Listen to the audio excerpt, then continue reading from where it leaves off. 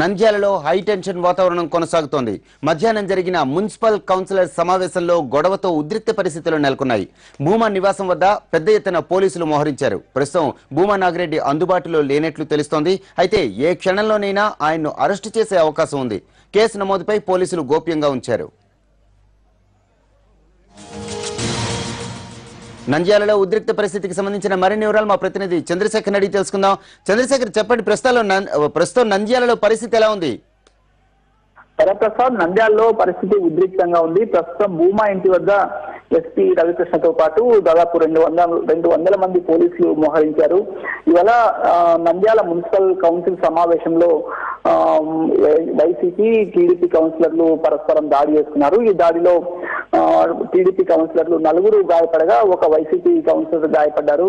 అయితే ఇది వైసీపీ కౌన్సిలర్లు ఉద్దేశపూర్వకంగా తమపై దాడి చేశారని టీడీపీ కౌన్సిలర్లు ఆరోపిస్తున్నారు. అయితే ఈ దాడితో తనకు ఎలాంటి సంబంధం లేదని భూమా నాగిరెడ్డి అంటున్నారు. ఈ సంఘటన జరిగేటప్పుడు కౌన్సిల్ సమావేశంలో భూమా నాగిరెడ్డి ఉన్నారు. ఆయన సమక్షంలోనే ఈ ఘర్షణ అంతా జరిగింది.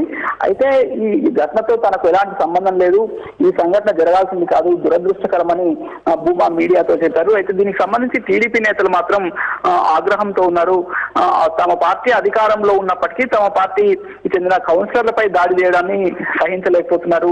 ఈ నేపథ్యంలో పోలీసు ఉన్నతాధికారుల నుంచి కూడా జిల్లా అధికారులకు ఒత్తిడి ఉంది. ఈ సంఘటనకు సంబంధించి బాధ్యులపై చర్యలు తీసుకోవాలని జిల్లా పోలీసు అధికారులను ఆదేశించినట్టు సమాచారం ఉంది. జిల్లా ఎస్పీ రవికృష్ణ ఈ సంఘటన జరిగిన తర్వాత మధ్యాహ్నమే నంద్యాలకు బయలుదేరి వెళ్లారు. ప్రస్తుతం ఎస్పీ రవికృష్ణ నంద్యాలలోనే మకాం వేశారు.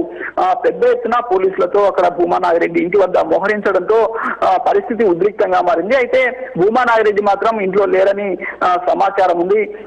అంటే ఈ సంఘటనపై పోలీసులు ఎలాంటి కేసులు పెట్టారు, ఎవరిపై కేసులు పెట్టారు, ఎలాంటి సెక్షన్లు పెట్టారు, భూమా నాగిరెడ్డిపై కూడా కేసు నమోదు చేశారా, చేస్తే ఏ సెక్షన్ల కింద కేసు నమోదు చేశారు వంటి విషయాలపైన పోలీసులు గోప్యంగా ఉంచుతున్నారు. సమాచారం బయటికి పొక్కనివ్వడం లేదు. ఈ వాతావరణం చూస్తుంటే భూమా నాగిరెడ్డిని అరెస్ట్ చేసే అవకాశం కనిపిస్తుంది. అయితే భూమా ప్రస్తుతం అందుబాటులో లేరు. భూమా ఎక్కడైనా ఉంటే పోలీసులకు దొరికితే మాత్రం ఇవాళ రాత్రి అరెస్ట్ చేసే పరిస్థితి కనిపిస్తుంది. Varaprasad. Right, thank you Chandrasekhar.